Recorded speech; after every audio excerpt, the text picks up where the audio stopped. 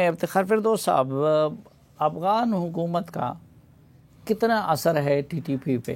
وہ اگر چاہیں تو ان کو پاکستان کے ساتھ جنگ سے باز رکھ سکتے ہیں؟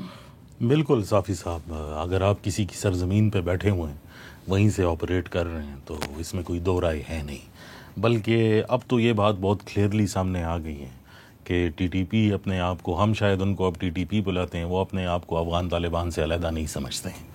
پہلی بات یہ ہے۔ دوسری، جو طاہر صاحب نے بات کی، میں اس میں تھوڑی ایڈیشن جو ہے وہ کرنا چاہتا ہوں۔ عام طور پر یہ پرسیپشن بنا کہ جب یہ عزم استحکام کی بات ہوئی تو یہ چائنا کے پریشر کے نیچے یہ سارا آپریشن جو ہے وہ شروع کیا گیا۔ یہ پبلک ڈومین میں ایک سینٹیمنٹ ہے۔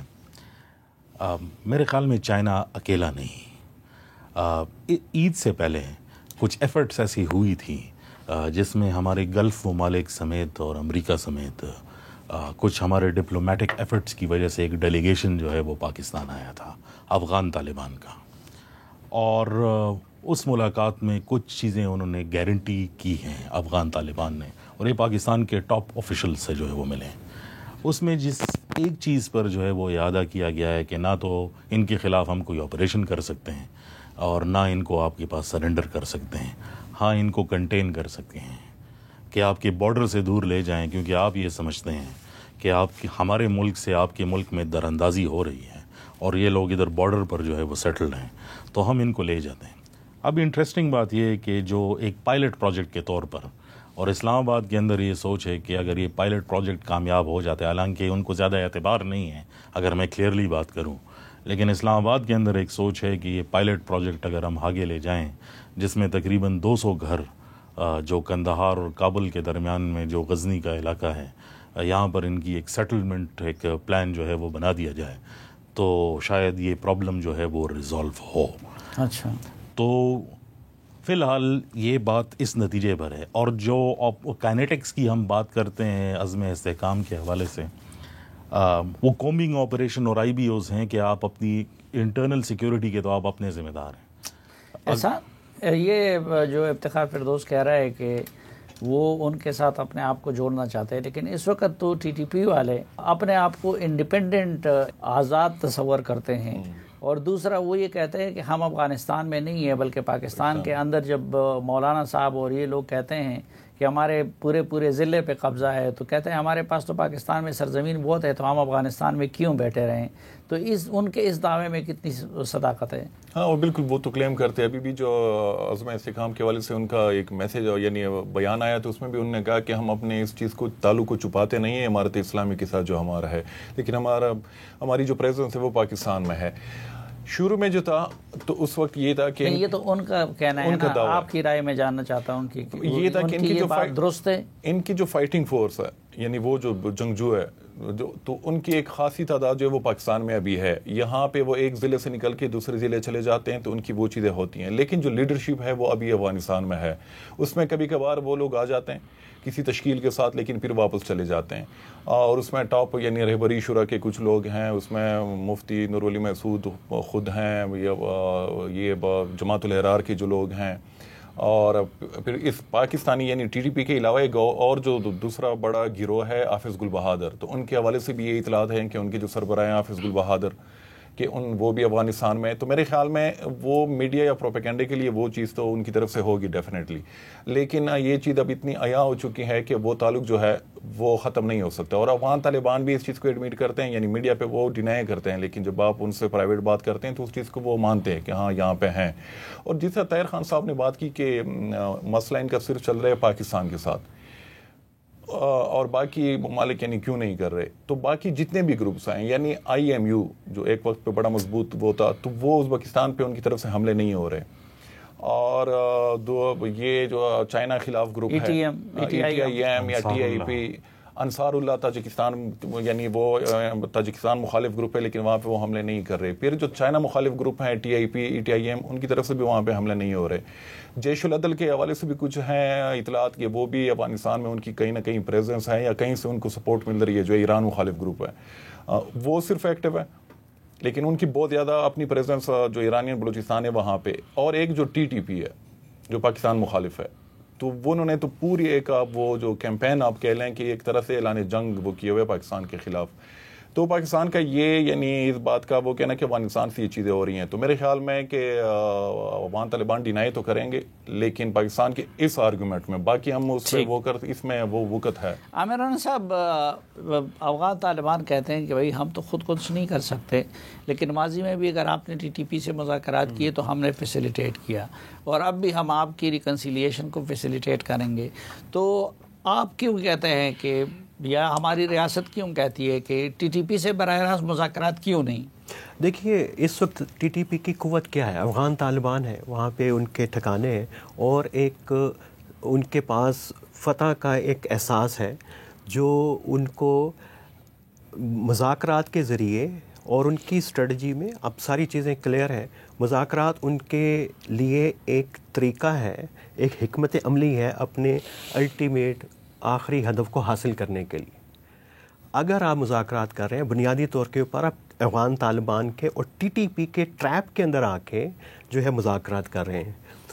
اس وقت دنیا میں آپ ہسٹری اٹھائیں پچھلے 40-50 سال میں, کوئی ایک اس طرح کی انسرجنسی نہیں ہے جو بارڈر ایریا میں ہوئی ہو اور جس کے نتائج ریاست کے خلاف نہ نکلے ہوں. کہیں پہ ڈس انٹیگریشن ہوئی, کہیں پہ اٹانومی کا اسٹیٹس, اور کہیں پہ سوشل کانٹریکٹ چینج ہوئے. افغانستان میں حکومت چینج ہوئی.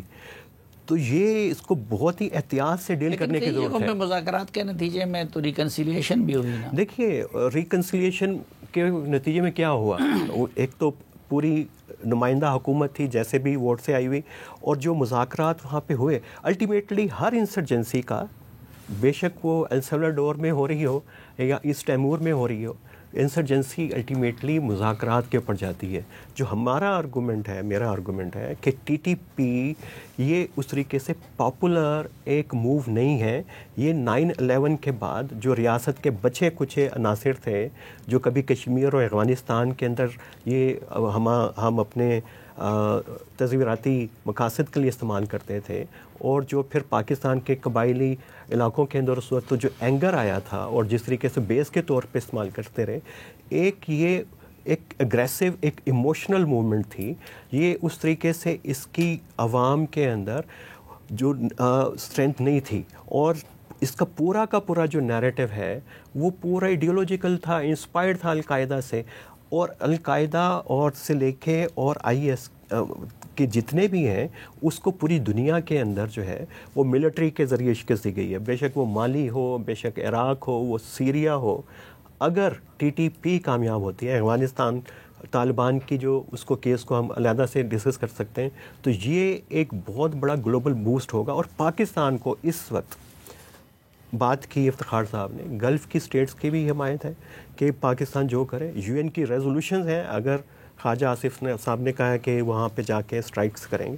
اس وقت پوری دنیا اس کے سپورٹ میں ہے. پرابلم کیا ہے, پرابلم تو صرف یہ ہے کہ آپ نے آپریشن کرنا ہے, بات کرنی ہے, اس کی حکمت عمل واضح نہیں ہے. UN کی ریزولوشن ہے تو UN کی ریزولوشن آپ کو دوسرے ملک میں جا کے کارروائی کا اختیار دیتا ہے. بالکل یہ ہوا, ابھی ہے, ابھی یہ رائٹ ہے کہ اگر آپ کو تھریٹ ہے ایک ملک سے, آپ اور ٹیررزم کی تھریٹ ہے, تو وہاں پہ جا کے کر سکتے ہیں. May B T T P سے متعلقہ کچھ لوگ تو کہتے ہیں کہ شاید ابھی تک پاکستان جا کے ٹارگٹ کلنگز بھی کر رہا ہے, کچھ اسٹرائکس بھی ہوتی ہیں اس سے ہٹ کے. لیکن پاکستان کا کیس اس وقت بہت اسٹرانگ ہے. اس میں کمزوری جو ہے وہ ٹی ٹی پی کو, اور جو اس کے ساتھ دو چیزیں ہیں, ایک افغانستان کے ساتھ, اور ٹی ٹی پی کن ایریاز کے اوپر کنسنٹریٹ کر رہی ہے. وہاں کے ایشوز کیا ہیں, گورننس کے ایشوز ہیں وہاں پہ. اس کو امیڈیٹلی ریاست کے لیے کیا مشکل ہے کہ اگر مرج ڈسٹرکٹس کے لیے جو عوام کی خواہشات کے مطابق ایک اس کو گورننس کے بہتر ماڈل کو لائے, جو ان کی کمٹمنٹس تھیں اس کو ذرا تیز کرے, تاکہ جہاں پہ اس کو سپورٹ ہے, جن ایریاز کو ٹارگٹ کر رہی ہے کہ یہاں پہ میں نے اپنی عمارت بنانی ہے انیشلی, تو وہاں پہ اس کو کوئی کسی قسم کی پبلک سپورٹ میسر نہ ہو. دو اس کے ہدف ہونے چاہیے کہ ادھر ایک دم سے ایک مارشل پلان, ایمرجنسی پلان ہونے, لیکن اس کے لیے پیسے آئیں گے, ملٹری آپریشن کے لیے بھی پیسے چاہیے. جو KP کی گورنمنٹ ہے ان کو لگتا ہے کہ شاید ہمارے بجٹ سے جو ہے وہ پیسے جائیں گے, فیڈرل گورنمنٹ کو لگتا ہے ہمارے سے جائیں گے. تو اس کے لیے پیسے آئیں گے, ملٹری آپریشن کے لیے بھی پیسے چاہیے. جو KP کی گورنمنٹ ہے ان کو لگتا ہے کہ شاید ہمارے بجٹ سے جو ہے وہ پیسے جائیں گے, فیڈرل گورنمنٹ کو لگتا ہے ہمارے سے جائیں گے. تو امریکہ سے ہم کہہ رہے ہیں کہ ہمیں اسمال آرمز دے دیں.